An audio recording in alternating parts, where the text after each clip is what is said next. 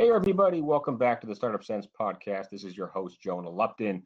Another cool episode today. A few reasons why this is going to be a good one. First of which is I've known the guest for about 10 years. We connected in Boston about 10 years ago, met at a networking event. He actually ended up marrying a girl that I went to college with. So we're connected in a few different ways. Our guest today is AJ Gerritson. He is the co-founder of a company called Agency 451. They are based in Boston. They've grown incredibly fast. AJ started the company back in 2004. They're now at about $20 million in terms of top line revenue. That's without their media spend, which is significant, somewhere around $40 million a month. Company is bootstrapped the whole way through. They've never raised outside capital, and they're about 90 people strong right now. So a very large team for any sort of an agency. But let's welcome AJ to the show. AJ, how are you, man? Doing great, Jonah. Thanks for having me. Thank you so much, man. So it's been 10 years since we first connected. A lot's changed on my end, not so much on your end, right? You're still building an awesome company. Yeah, going full steam. And by the way, am I one of the only guests that you've had? Not only that you've had my wife and me as well. So I'm just thinking, got the tag team there for different companies. Yes, I have interviewed some husband and wife teams that work for the same company, but Ooh. never two founders from the same family running different businesses. So well, I got to tell you, man, as an entrepreneur, it takes a lot of guts, that you guys know, and all your listeners know, to be an entrepreneur. But to be an entrepreneur working on a company that with having your co-founder and your significant other, your wife, running in that same business, that takes a lot of guts. I think it's crazy personally, but I would never tell I them know. that. No. I couldn't do it.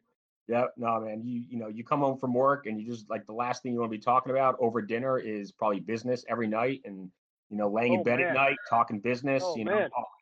Overwhelming. So let's go back, right? You started this business in 2004, so 13 years ago. Why did you start it in the first place? Yeah, that's a great question. So, like every person who catches a little bit more of that entrepreneur bug, I was working at another agency. It was an interesting time at that time. There was a lot of things that were happening in the digital space. There was a lot of opportunity that was happening there. And I wanted to do something different with my co-founder. And we wanted to start something that really married what we were doing in the rich media space with some of the opportunities that we saw in the communication space. And to try to mash those things together and see what came out of it in the meat side of the agency. I mean, just thinking like back to 2004, Facebook was just getting started. Yeah, I mean, it was, thinking back then, it's social media really had not come into its own at that point. And, push button publishing and blogs and Facebook. I mean, Facebook was around, but it was really nothing, right? So, we were, back then, we thought we were pioneers. We said, listen, this is going to be a little bit of an unusual agency, but we think there's some opportunity here. I think we were a little ahead of the curve, but I'm so glad we did it in the long run. It presented a lot of great things down the road for us. I mean, back then, digital marketing, what did it even consist of? Was it Google AdWords? I don't know if AdWords was even around yet. No, I mean, even that, and SEO was really still a dark art. It's funny, back then, it really consisted of, there was obviously websites, but in addition to that, you had rich media ads, a lot of flash-based banner ads that we thought were so cool back then, but and some light PPC stuff, but that's really it. I mean, it's we had just eclipsed the time when websites had the big long flash intros that you couldn't skip over, and the really annoying stuff. But yeah, I mean, compared to what it is today, it's just crazy to think about. I mean, I was still getting newspapers delivered back then, to my apartment. So, we all were, man. Yeah. And I'm not even sure if newspapers exist anymore. I haven't seen one in so long. Oh, barely. It's funny, man. It's I look back then, and we were spending so much time trying to educate people. Rather than you think about today. So today's world, we spend great. People know who we are. They know the reason we exist, and it's more about just selling them either on our people or our creativity, right? But back then, we had to do just as much educating as we had to do selling. It was a difficult time.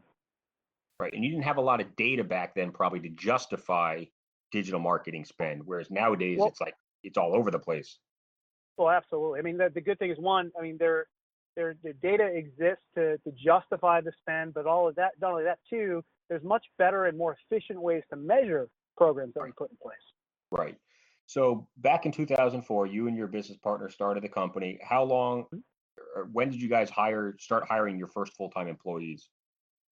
So two things. So the first 6 months we worked remotely, which I'd like to think of myself as a people person. So that killed me working from home, literally not being able to just communicate with folks face to face and just be around people. I'm one of the types of people that really feed off other people's energy, right? So that was difficult. But then, when we first started hiring, we made the decision. It was tough because, back then cash flow was always something we worried about. But we hired a person on a 3-month contract. And before that, we were paying just contractors hourly to do a lot of the creative work and digital work and stuff like that we're doing. So we hired someone 3 months, on a contract. And when we landed a decent sized job, and what that then enabled us to do was go out and go out and land a few more pieces of work while that person was on that 3-month contract, having them do that work, which increased our profitability as well. And so when we were able to steadily maintain that for about 2 months, then we just hired that person full time. So that was within the first year, but it was probably about month 7 or 8, I think, of starting the business. Okay. And what types of clients were you working with back then, and how has your client base evolved over time? Back then, man, I think it was anyone with a check, to be honest, right? So anyone with a check that cashed, but that cleared. But, so it's funny. Back then, we were working with a lot of businesses, everything from real estate companies, and we had commercial real estate companies to mortgage companies to, we had some smaller food service clients that we did some work for. I mean, it really has evolved, and I think not only in the types of businesses that we've worked for, but also the size of the businesses that we work for. So, whereas a lot of the clients I look back then, they'd be way too small for us now, but because, we have a lot more overhead, a lot more staff, a lot more talent on board that it just wouldn't make sense, Right. So what does your typical client nowadays look like? Are they in a specific industry? Are they a Yeah, specific size in terms of people or revenue? yeah, that's a great question. So, it's also something that, changes quite a bit. I mean, it's, or we talk about it quite a bit. I don't know if it changes a lot, but, for the most part, we've done a lot of work and we're doing a lot of work in the food space. So we do a lot with consumer packaged goods. This could be food and beverage, could be CPG retail. We do a lot of lifestyle retail. So I'll give you some examples. Could be, companies like, Hood, which is, based here in New England, but they have brands that, go all over the country. So Hell of a Good Dips, Bailey's Coffee Creamers, a number of other brands that probably a lot of people don't even know that company actually owns. Some co-licensed brands like Hershey's chocolate milk between them and Hershey's, et cetera. We also do a lot with retail. Yankee Candles, another one that we do a ton of work. Have done a ton of work with those guys over the years. Some really fun projects. We represent the largest furniture store in the country, actually owned by a huge private equity shop. So we're doing a lot of innovative, cool stuff around things like online, not only to drive things online, but then also using online and mobile things like geofencing to drive in-store traffic. And in terms of the size, it really, there would typically be companies that have marketing budgets anywhere, and total marketing budgets anywhere from, say, $1 million to, say, $10 million. Okay. And that, when you say spend, I mean, that's all over. That's all over the place. That Could be video, content, Facebook be ad campaigns, everything. Everything. It's a good way for us to help gauge if something's right. Could be everything from advertising to digital marketing to PR, all that lumped together. Could be $1 million. You know what I mean? Or and by the way, we've done things a little bit smaller than that, but that's only if we see that it's just a terrific investment, an amazing company with a lot of promise that we want to be associated with, that we think has real promise. We'll make the investment sometimes too. Even if they have a smaller spend than that, we'll look at that and we'll weigh everything up and say, you know what, this is worth us making an investment in. So you told me in the intro or our pre-call that it took about 7 years to get to 7 figures in revenue, which I think sounds probably about right for most agencies. So then over the last, what was that, 6 years? I mean, obviously growth has been explosive, right?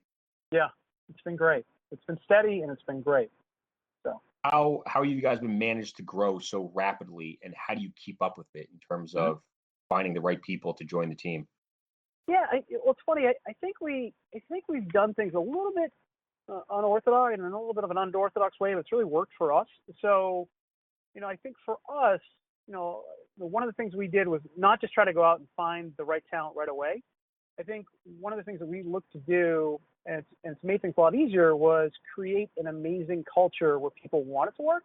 And I can give you some examples of what we did. But so once we felt comfortable that, hey, this is a place that people who not only love coming to, but the real superstars can come and shine at, right?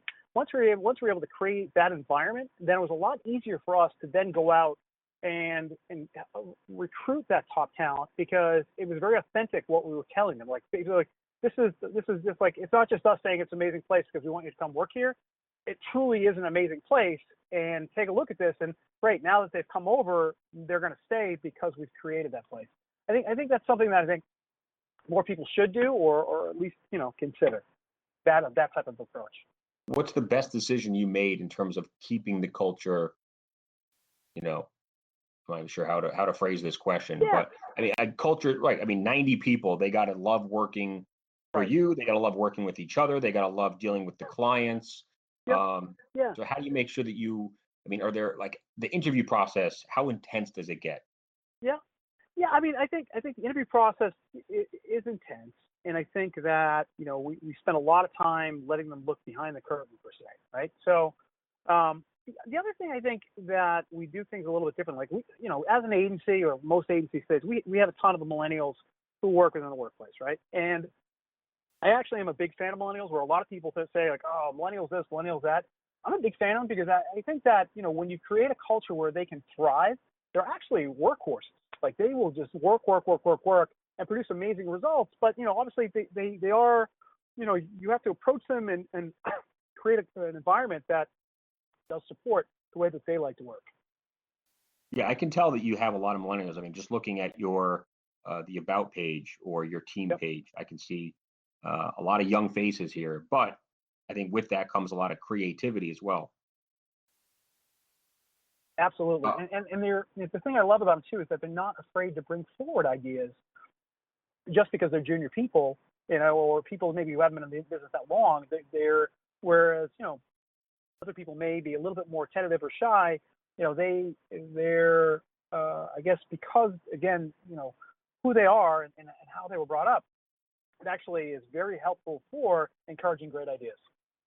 I won't ask you how you acquired your customers back in 04 and 05, but how are you doing it now? I mean, is it customer referrals? I mean, I'm sure you do a lot of speaking engagements. You probably go to conferences. Do you have some sort of an outbound sales team? Yeah, so it's all of the above, right? So, we obviously, get a ton of customer referrals. We've got a bunch of inbound leads. At this point, we've built up a great reputation. So a lot of stuff does come inbound to us, which is killer. We still do it proactively, 100%. We're doing a lot of stuff in terms of speaking. We're doing a lot of sponsorships of different conferences. We submit a lot of our stuff, because we're doing some killer work on the creative side, or just across the board. So a lot of our stuff, when we win awards, they usually see an uptick in inbound inquiries, all that stuff. The other thing that we're doing too is that, we are, pretty frequently, we're picking what we call passion brands. So these are brands we don't currently work with, but feel like, they would be very well aligned with either the people, different people within the agency, or, the agency itself as a whole, and just said, like, wow, this is a brand where we think it's got untapped potential. And, we'll go out and do a bunch of spec work, whether it be research, whether it be creative, whether it be you name it. And then, ask, and get some kind of introduction to them and just show them, what our thoughts are. Because a lot of times that passion comes through, and, brands recognize that, and they'll want to work with an agency that has that kind of passion for their brand. But are you able to give us an example of a brand or a company that you guys did some of that spec work for, that you really wanted to work with, and they ended up picking you, moving their business over? Yeah, absolutely. So one of them in particular was actually the furniture store that I was telling you about. So Bob's Discount Furniture. So I don't know if I mentioned the name earlier, but there's an example where they had a CEO who had recently come over from TJX. TJ Maxx, Marshalls, Home Goods, all that kind of stuff.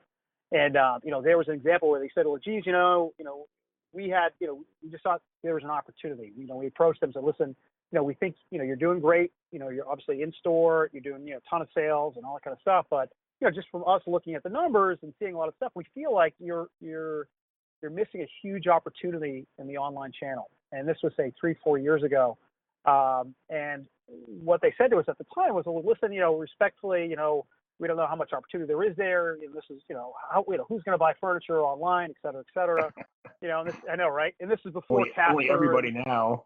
Yeah, right. Well, this is right before then, right? It was right before all that. And we said, listen, totally get it. Let us do this. Let us go out and do some research. Let us, go out and do a bunch of different stuff and come back to you with at least some data, and then you can make decisions, which way you want to go. And if you don't do anything, great, we'll walk away and so forth. And, what we found out was, through that research, since before this thing was huge, that, hey, urban millennials, surprise, surprise, right? So, and we came back to them with all of this really deep, consumer customer insight that basically aligned with what our gut was telling us. And then we used those insights to put together this really killer campaign that also pushed the envelope a lot of stuff. And I got to tell you, between, within a very short amount of time, and we took them from, I think about just south of 10 million online revenue. And, within 2 years, we had north of 50 million. Last year, I think we broke, like 78 million or something like that. So as you can imagine, the private equity firm loves us. But, we're also doing some crazy cutting edge stuff with those guys as well. What's an example of some cutting edge stuff? Give an example. So, couple things. So, an example would be, all right. So they're in. I'll give probably two examples. So one is, they are in an industry that's fairly competitive. These people that they compete against or spend a lot of money. Not just through digital, what I'm talking about, but also through traditional as well. But one of the things that we looked at, so listen, you have this one in particular competitor, which I won't name, but spending a lot of money through television ads and big media buys. But we're like, listen, I think there's an opportunity here that when these people are spending all this money, what are people going to do, right? If I'm sitting there and I'm interested, so what's going to happen is I'm multi-screen. I'm sitting there on my couch, you know what I mean? And if I like something I see, or my wife is like, hey, maybe we should think about blah blah blah. Because we see a TV ad, so what am I going to do? I'm going to go online. I'm going to go on my iPad. I'm going to go on my phone. I'm going to start doing a little bit of research, right? So one of the examples is that, we're doing, we leverage technology that actually can, in real time, monitor for TV flights of advertising, and it can actually increase online spending in real time based upon a competitor's TV flights of ads, which is pretty cool. So you go out and spend millions with your TV ads, and what we do is we spend a fraction of the cost, and I'm just amping up a little bit of the digital stuff, so we can actually, the more they spend, they're actually helping us to acquire more customers at a cheaper cost for our client. So that's one of the things. Other stuff is we're doing a ton of stuff around geofencing. Like right now, geofencing, mobile, like we're doing some really, really killer stuff based upon everything from, obviously, you can do the normal stuff in terms of location, but then also layering things like demographics or even repeated behavior or exclusionary behavior. Like we're doing so much stuff in them that's able to drive a ton of in-store sales as well as some other stuff. So it's been fun, man. It's been a great client to work with over the last couple of years. And I assume you see a lot more clients willing to, increase their engagement on social media. Now they're probably looking into Snapchat, Instagram ads. Yep. I mean, all this stuff is, it's coming fast. I mean, most of it wasn't even here 3 or 4 years ago. Right. I mean, it's coming so fast too. And the fun thing is too, is that, well, one, like an example, like it is coming fast, but two, you still got to make sure it's right for you. Because one of the things that, we always tell people that, listen, I know we got a shiny new penny. Everyone's excited about it, right? Like this cool new thing.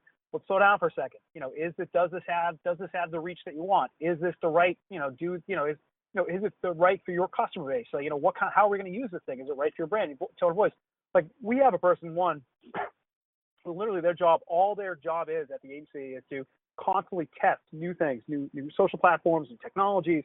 Like this is all they do and make these kind of recommendations to our clients. But then we have strategists as well who literally say, all right, this is great, but what are you going to get out of it? If you're going to put this huge thing towards it, like it's going to be mapped to some kind of tangible goal. And it doesn't just have to be sales. It can be branded awareness. It can be whatever, increasing purchase intent. Like there's a lot of different things you can do there, but you have to have a game plan. Make sure that's actually mapped to something, right? So out of the $40 million that you guys do a month in media spend, where is most of that money going? Is it mostly going to Facebook ads? No, it's across the board, digital. I mean, we're still doing a ton of display. We're doing a ton of display, ton of retargeting, obviously a ton of social. I'd say a lot of it is if you segmented it down and just all right, of your social advertising, a lot of it's going to Facebook, right? But across the board, it's still probably, the bulk of it is still probably, I would say either display or banner or that kind of stuff. And SEO still works, right? Still works, man. Changes quite a bit, but it still works. I think there's absolutely something to be said about having both high organic rankings as well as paid rankings. Because even though obviously organic is going to be better for the long haul, there's a lot of studies that will show that if you have both, it's called page saturation. If say someone searches on a particular unbranded term, and you've got, say, you're up there on terms of the ad, the PPC, but then maybe you're number 2 or number 3 below that, there's actually studies that will show that you'll have a higher click-through rate than, say, the person in the first organic spot, because you have more of the page saturation. So it's more of a mental thing. It's just something to consider.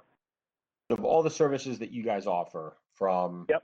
God, I mean, it's all over the place, right? So it's production, it's PR, it's social, digital, it's content, creative, yep. digital. Yep. Media. Yep. What's the fastest growing piece of the business? Yeah, I would say, well, it's tough to answer. I'll tell you the reason why. Digital year over year, if looking at that, continues to just blow up, right? Which is great. I would say we have 2 new groups that I think, that were started within the last 2 years that are growing percentage-wise probably really fast, and maybe faster than any other groups. But again, it's probably because they're new. But the 2 ones that are just blowing up for us one is research. So when we're talking a little about consumer insights and strategy and stuff like that, because a lot of that stuff is fueling everything else that we do. That's one. And the other one I'd say is media. We brought media in-house, the media planners, buyers. Obviously with the managing kind of media spend that we're doing now, we had to bring it in-house. But those 2 groups are just blowing up for us. But I think overall, the largest group for us, the one that's consistently year over year just been crushing it, has obviously been digital. And so you guys are obviously headquartered in Boston, but then it looks like you also have a presence in LA and New York. Yeah, we're out in Santa Monica in LA, and then we have an office down at the meatpacking district on Little West 12th. And those offices are really just extensions of our PR department in the Boston office, because it makes sense. You have to have feet on the street close to some of the major media outlets, but everything else we can do back at the HQ at Boston. Okay. I mean, are the majority of your clients in New England? For the most part, I mean, they're headquartered in New England, but obviously they either sell, they sell nationally or internationally. But I think right now, if I had to look at a split, I think the last time I looked at it was about 60-40, 60 in New England, 40% outside of New England. Okay. Now, if you look back over the last 13 years and think about some of the decisions that you made, the good ones and the bad ones, what are some of the ones that stand out on both sides? Great question. I think for good ones, I think there are a couple of things. One, I would say, there's five partners now at the firm, including myself, right? So I think for the 3 new partners, or 3 newer partners, the ones who aren't co-founders, I think each one of them was a great decision. Bringing them on board, the way that we brought them on board, how having them involved in the team, they're all amazing in their own right. So I think that was just something I couldn't be happier about, and I've been lucky. I know a lot of times you hear stories about other firms where they bring on partners and it doesn't work out, and it's almost like getting out of a bad marriage, right? So I think that was a great decision. I think there was a couple of other decisions that were really smart, I think, by our firm. I think one of the things was, there was a tough time in, say, 2000. Everyone had a tough time, between 2007, 2008. The economy took a little bit of a whack. One of the things that we did, and we always had to focus on, is that, unlike a lot of other agencies, especially a lot of other agencies our size, we continued to market ourselves and not be afraid of self-promotion. As you know, in Boston, that sometimes can be a difficult thing. We're just not very, I guess, what's the word for it? I guess, people in Boston are just a lot more conservative, right? So, but during that time, we continued to market ourselves, promote ourselves, get ourselves out there, submit ourselves for awards, do all these different things. And I think what that enabled us to do is, where a lot of shops that were the medium-sized shops or small shops, that closed down during that time. In some ways, we were like the shrimp boat in Forrest Gump, where you go out to the storm at sea, and came back, and we were the only ones left. And I think that really helped, propel our growth after that. You know what I mean? It's like, all right, well, we made it through the tough time, and now we have these great case studies, and people know our names. So in a lot of ways, that was a good thing for us. Right. In terms of, go ahead. I was going to say there are a handful of other companies that I can think of that they just made it through the difficulties of that financial crisis, and then as they were coming out of it, a lot of their competitors had folded, and then it gave them a chance to really thrive. It was awesome. Yeah. As far as difficult decisions, if I can just answer that as well. We think we've never been a company to shy away from risk. I think as serial entrepreneurs, I think we're very eager to try things. I think one of the things we have done well is that, and this is something that someone told me once, is that if you're going to fail fast. You know what I mean? Don't understand and recognize when you do make a bad decision. So just and be able to cut ties. All right, we tried it, didn't work, screw it, like that's it. So and we've had done that in a couple of instances. At one point we tried to start a company that was going to be a separate company that was really just focused on creating a very specific type of content. And I think we were a little bit too early for that. That was one. We invested some money in that. That's just one instance I can think of. So why have you guys not ever raised capital from investors? Honestly, I haven't needed it. It's we've always been, a profitable company, cash positive. We didn't want to just because we like the ability to really run our own show. We've had great growth. We've made money since day one. To us, we could have gone out easily, raised capital, and we've had offers to sell the business or people to buy the business, but just one, it wasn't the right time. We were too young. Even with a 3-year earnout, what were we going to do with ourselves, right? And two, we just never needed it. It was not like we needed that money to do anything else. So right, yeah, you didn't have to invest in some capital-heavy technology or right, or developing a product or anything. Yeah. Right. I mean, I guess the most valuable asset in your business is your people. Right. Good and bad. How do you retain people? I mean, and I guess I'll ask, do you typically recruit from other agencies, or where have you found, the best people? Yeah. So two things. For senior talent. So in terms of people who've been in the business for a while, yeah, absolutely recruit from other agencies. For a lot of the stuff that we're doing, especially a lot of cutting edge stuff on the digital side, a lot of the stuff we just have to train people on. It's not like the type of stuff, one, they can either learn from school, or two, a lot of our competitors don't. And this is where I should be a little bit more humble, but they're not doing the stuff that we're doing on the digital side, right? So I mean, a lot of companies come to us because we're the agency who can do things that other agencies can't, specific to digital. I'm not saying we do everything and we're better at all this other stuff than everybody else, but specific to digital, we're doing some really killer stuff, right? So for us, it's easier sometimes just to train them. But in terms of the culture, for us, what we try to do is not just create a culture and say, this is amazing culture, go ahead and do it. We give them the opportunity to make a lot of choices and shape the culture the way that they want it to. A lot of it's done by committee, by them and their peers. So that's a big part of what makes 431 special. What's the formula, the right formula for working with clients? Like, just in terms of, because it must get frustrating when clients come in with completely outrageous expectations and a low budget. So, yeah. You got to find a middle ground, I guess, right? Yeah. Well, hey, clients, a lot of times clients will think they have one set of problems, but in reality, once you do a little bit of digging, their real problem might be something different. But it's tough for you to push back on a client to get them to see a specific thing or a specific way or a specific approach unless you really know them. One of the things that we do that's helped us over the years is that, for a lot of our clients, especially a lot of our bigger clients, we'll ask them, listen, give us permission to roam your halls at your company. So there's a number of our clients where, the person who is the relationship manager, or we call them a client partner at an agency, they'll work on site 1 day a week. And that gives them the ability to sit down on meetings, look at things that are coming down the pike, to, understanding a lot of what their problems are, challenges are. A lot of times we come back to them with ideas and solutions and different thinking for things that aren't even in our, typical scope of work, but it's just something we know that's going to help them to do their job better. And then that builds a big large amount of trust with those clients. Who's one of your dream clients to work with that you guys don't have yet? Well, it's funny. We actually just landed a huge one that I can't make the announcement of, but I'm very excited. That was a dream client, but we're very excited. I'll just say that they are What huge industry are they in?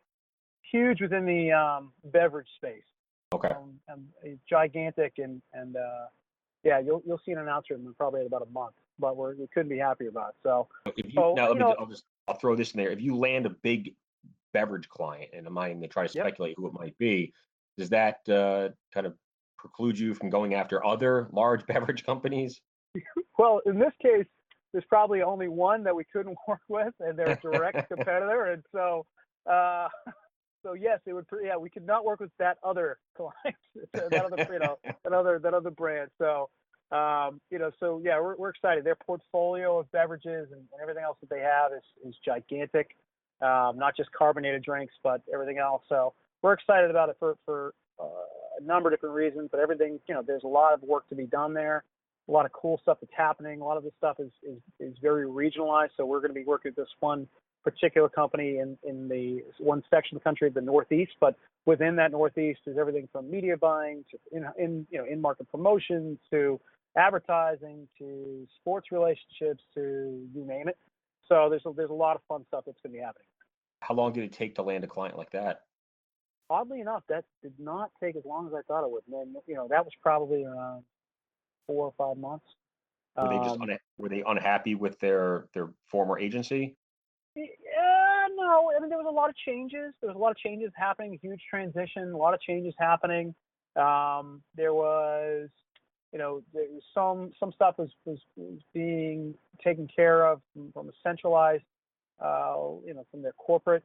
But other agencies there was a ton of things that were in flux, in transition. It was just everything was aligned, and as well as the introduction of the relationship as well. So it was just a great time. So everything was worked out for us. Now, the private equity group that owns Bob's Discount Furniture, obviously they've got to be thrilled with the performance of your job, growing online sales. Have they been referring other portfolio companies to you guys? No, not yet. I'm not, 100% sure what's going on there, but or how much of the relationship it is. But that is, I would say, been very happy with what we were able to do with that specific company, only because we have the proof point, the data to show other companies that are in the e-commerce space. Like, listen, look what he did here. We grew this thing through the roof, and so that's been a great,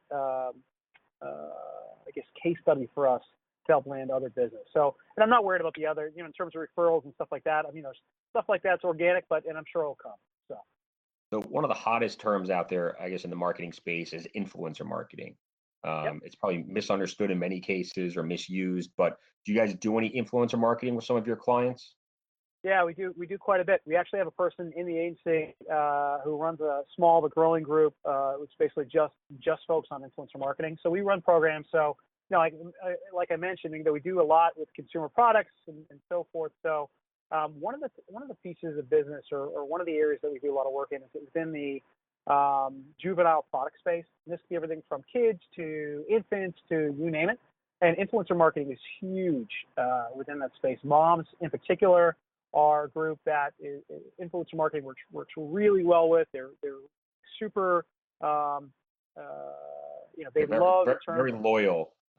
Very loyal. They go by other moms' recommendations more than anything. More almost any other group. So we have a group within the agency focused on working with a lot of influencers, specifically within that space, not only to that space, but within that space. Which actually complements, I guess, pretty well with your wife's business, right? Yeah, which is again kind of odd, and that's one of the things I laugh about is here I am, a guy who played pro rugby and weighed 15 pounds ago, but I kind of I'm at work, I'm talking about baby products all day, and I go home and I'm talking about baby products and moms and all that kind of stuff. Like, what happened to me, man? Come on. For the audience that isn't overly familiar with Boston, obviously both of us are. You've been around Boston longer than I have. I've been gone for a few years, but I mean, just the city has blown up in so many, just incredible ways over the last 13 years since you started agency, 451, which used to be called, I think, Marketing 451. But what can you tell us in your own words? Like what's happened to Boston over the last 13 years? Well, it's funny. I mean, that's a great question. It really has become a true metropolitan city again, right? So all these big companies. I mean, see, back in the day, just give these people who aren't familiar with the city, just give them a little bit of background. So back in the day, we had a lot of big companies here, right? So we had companies, everything from, it could be Gillette, or it could be, even before Bank of Boston. There was all these bank, yeah. Right. There was the big banking industry was here and so forth. And then what seemed like, through acquisition or through consolidation, a lot of that stuff, it shook up the city for a while, right? But then, I'd say probably, somewhere between 5 to 10 years ago, people realized that this was a top city for talent, right? You have all these amazing universities here and amazing colleges and all these really smart people who are, looking to collaborate and to make great ideas come to life and so forth. So, a lot of these great, companies just said, wow, like we need to be there. We need to have a presence there. We need to be there. Or people are just starting companies here, and the entrepreneur scene just blew up. It's something I didn't even realize that, VC venture capital really actually started here. Yes, then it migrated out to the West Coast, but it really did start here. So, there's a history of that. You look at things like Mass Challenge, and long and short of it is there's so much exciting stuff that's happening now. I mean, I just saw that Amazon signed a lease for 900 employees here in Boston. There's companies like PayPal and all these other ones just setting up shop here. The city itself is exploding, not just for growth and just in terms of numbers, but also in terms of new job growth and all these great companies that are either moving here or already have set up shop here. I also read a statistic the other day saying that in terms of new construction and development, this is one of the hottest areas in the country, and we just beat the 2006 construction boom, which was gigantic here in Boston. So yeah, literally just read this the other day. I mean, you drive into the city at any point, you're going to see anywhere from 5 to 8 cranes just from the highway within plain view. It's a wild time right now to see what's happening. Then you have things like General Electric is just is going to set up shop here and add a couple more thousand jobs downtown. So it's just wild to see. Right. I mean, and you put Boston and Cambridge together, and it seems like almost every Fortune 500 company now has a presence in one of those two cities, or at the very least, they're out in the suburbs, Waltham or Framingham or whatnot. But yeah, the whole Boston surrounding area is just, it's incredible what's happened over the last 10 years. And it's funny because I mean, it's not in, it's not something that I've talked about already, but the other thing too is that, you look at the pharma and biotech industry. I mean, we own that space. It pretty much, in this area of the country. Oh yeah. Yeah. So we're the collaborations and stuff, the R&D that's happening here, and that's something for me. Even though I don't personally focus on that, one of my business partners, Nick, he runs a life sciences group within the agency, but he tells me all the time just like how much that's exploding here in the city, and in Cambridge. So. Right. I mean, probably one in healthcare and biotech, 2 in financial, probably outside of New York. And then you throw in other industries, I mean, like tech and, education. And I mean, it's probably in the top 2 or 3 in the country and all those as well. Right. So very cool things going on. And, I mean, it must be fun to be in the middle of it. So. Yeah, without a doubt. Without a doubt. And you guys are in downtown Crossing, correct? Well, we're close to North Station. So between, that's probably the closest landmark to us. Okay. Because I know downtown Crossing has certainly transformed over the last few years as well with some new developments. Yeah, no, absolutely. They're doing some great work down there. I mean, one of the things that's helping too, obviously our current mayor, our current administration is very pro-trades. So I think it's a lot easier to get things permitted and through the process than it was in the past. So it's cool to see that, helping as well. So final question, what is your favorite thing about being an entrepreneur, and what encouraging or motivating words can you give to someone else that's about to embark on that journey? Yeah, I'd say at this point, I mean, I feel like I'm through the other side, right? So it's provided for me and for my family a fantastic life, right? So, I think that's amazing, right? Getting to the point where I'm at now, doing this, as long as I have, it's just, it's a better life than I ever could have hoped for, and I never would have got. I don't think I would have got a life that I've had, the life that I have now. I don't think I would have had this life if I had just, taking a paycheck and worked for someone else, the entire time. And the cool thing is, it was fun getting here. Yeah, I worked a lot, and I made a lot of mistakes, but it was fun, man. So looking back, and even when I was working a ton of hours and doing all this crazy stuff and thinking like, wow, this is so difficult. I look back now and it was some of the best times I've ever had. So, just enjoy the moment that you're in, be thankful that you are an entrepreneur and you have the guts to take risks. And you're going to make mistakes. Everyone does, but it's it just literally is the best life that you could choose. So if you're truly an entrepreneur, there's no better thing, man. Great advice, man. Great advice. Well, AJ, thank you so much for joining us today. Really, really appreciate it. It was awesome catching up with you. It's been, I don't even know, 4 or 5 years since I've probably seen you face to face, but glad we got a chance to chat. Thanks so much for having me, John. You got it, man. Wish you the best moving forward. What kind of social media are you using that we can connect with you on? Yeah, awesome, man. So personally, Twitter at AJ Gerritson, LinkedIn. Obviously, this is a lot for entrepreneurs. I'm, who's going to LinkedIn request me. Again, AJ Gerritson. Keep it simple. And then I would just say check out the our agency 451. Any of our social stuff that we're doing.